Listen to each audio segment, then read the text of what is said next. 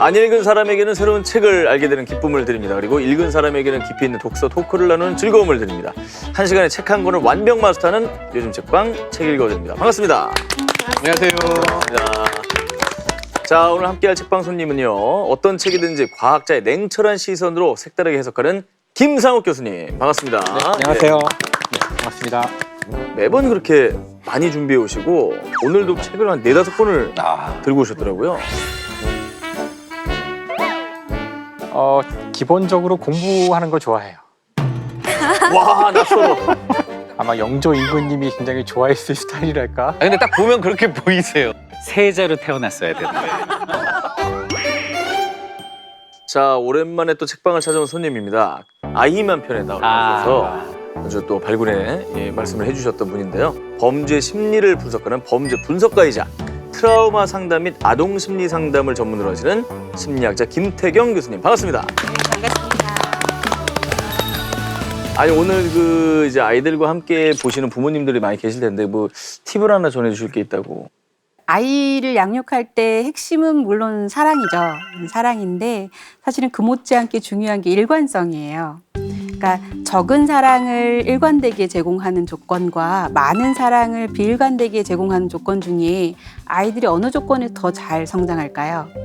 적은 사랑을 일관적으로 주는 게 낫지 않나요? 네, 맞습니다. 그 일관성이 그만큼 중요한 건데요. 내가 어떻게 할 때 보호자가 만족스러워하는지, 어떻게 하면 칭찬을 받을 수 있는지 이런 것들을 굉장히 아이들이 예의주시하는 편인데 일관성이 없는 경우에는 아이 입장에서는 예측이 불가능해지는 거죠.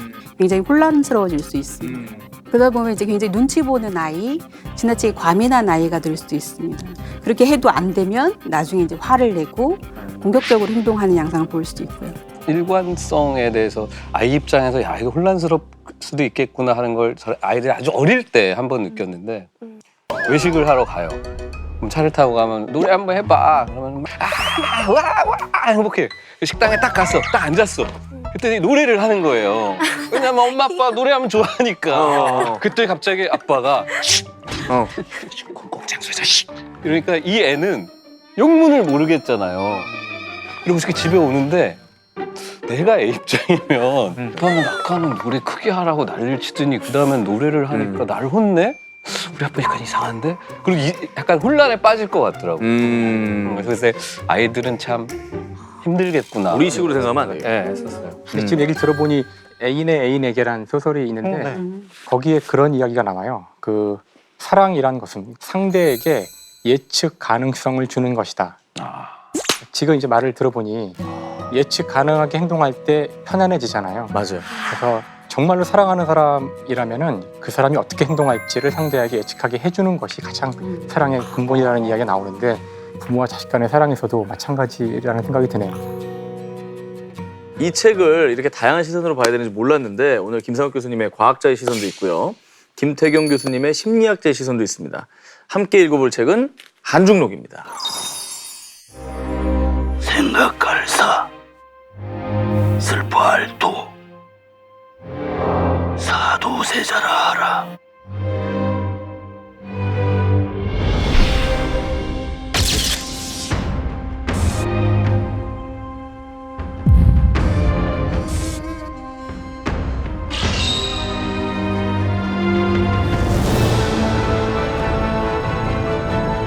자결하라.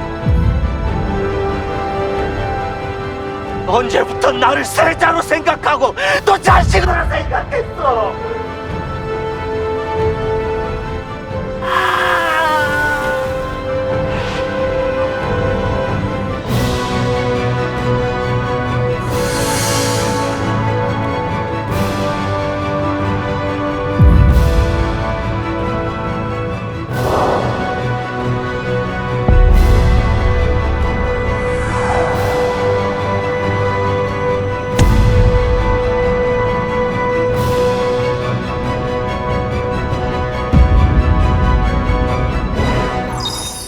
대충 다들 알고 계실 것 같은데 이게 정확히 뭐 어떤 책인지 좀.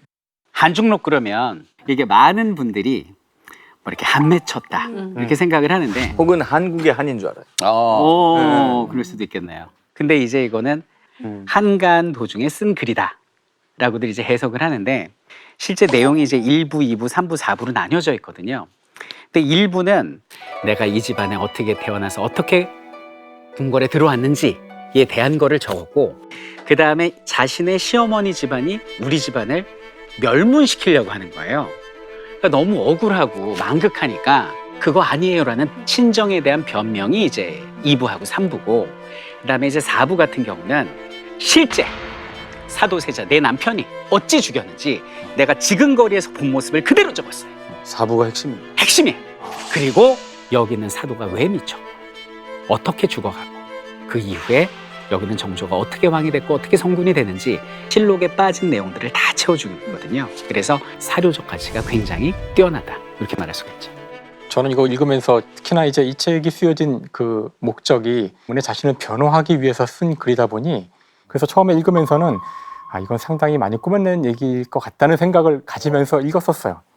근데 이제 굉장히 자세한 내용을 이제 읽게 되다 보니 과연 어디까지가 진실이고 어디까지가 거짓일까, 이제 이런 생각이 자꾸 저는 들더라고요. 저 같은 이제 비전문가가 많은 사람들의 의견을 참조하고 내린 결론은 생각보다 굉장히 믿을만하다.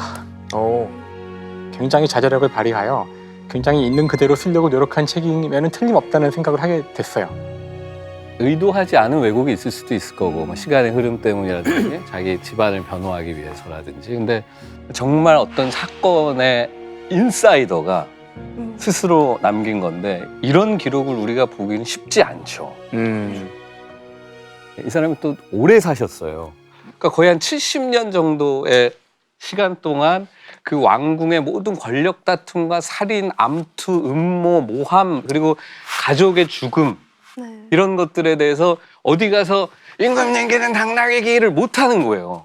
그러니까 그거를 삭히다가 할머니가 돼서 써내려 가는데 하나하나 문장들이 막 하고 가슴을 치는 거예요. 어떤 한 개인의 파란만장한 인생이 우리의 역사적인 사실들과 겹쳐지면서 여러 가지를 생각하게 하죠.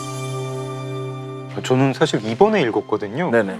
그냥 아버지가 아들 죽인 거, 그리고 그 아들이 뭐 뒤주에 갇혀가지고 죽었다, 뭐 다 아는 이야기라고 생각을 하고, 뭐 드라마도 나오고 뭐 영화도 나오고 하니까, 근데 이렇게 끔찍한 얘기인 줄 몰랐어요. 이렇게 소름 끼치는 그런 장면들이 많이 나오고, 이거를 이제 보고 겪는 해경궁 홍씨의 무서움이랄까, 절망감 같은 것도 느껴지고, 정말 섬뜩하고 무섭게 읽었습니다. 저는 사실 사극을 보다 보면 그러니까 왕과 세자의 이야기, 그리고 그 사람들과 결혼한 여자들의 이야기가 많았는데, 이 현중록을 읽다 보면 공주들의 이야기도 좀 있고, 공주와 그 세자 간의 관계는 어땠는지, 좀 가족들의 구성원으로서 그 사람들의 삶이 어땠는지를 좀 볼 수 있어서 되게 재밌었고, 보통 한국사 공부할 때 이 왕은 어떤 정책을 펼쳤고 이 왕은 뭘 했고 이런 식으로 공부를 하다가 이 왕이 어떤 삶을 살았고 가족관계는 어땠고 이렇게 보게 되니까 조금 더 역사를 재밌게 좀 가까이서 접하는 느낌이 들어서 되게 재밌더라고요. 김태경 교수님도 감정이입을 해서 읽다 보니까 너무 힘드셨다는 얘기를 들었거든요. 네, 아무래도 심리 분석을 해야 하는 상황이다 보니 감정이입을 많이 해서 봤는데 너무 가슴이 답답하고 책장을 덮을 때쯤에는 좀 우물해지더라고요, 감정이. 너무 막강한 권력을 가지고 있는 시아버지 영조, 그리고 정말 이제 본인이 표현한 것처럼 미치광이 같이 날뛰는 사도 세자 사이에서 너무너무 불안한 삶을 살았을 것 같아요. 근데 그러면서도 또 한편으로는 참 대단하다라고 느꼈던 게 한 지점마다 굉장히 현명한 판단을 내리시더라고요. 그것도 굉장히 인상적이었어요.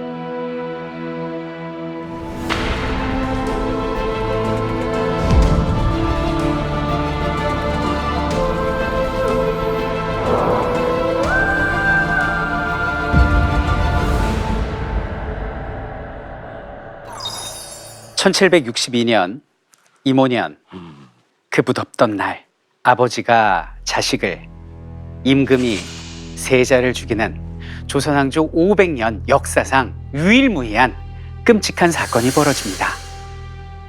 금수저 세자로 태어난 사도세자는 왜 미칠 수밖에 없었는지, 그는 어떻게 죽어갔고 그 역사적 사건은 오늘날 우리에게 어떤 메시지를 전하는지 한중록으로 빠져보도록 하겠습니다.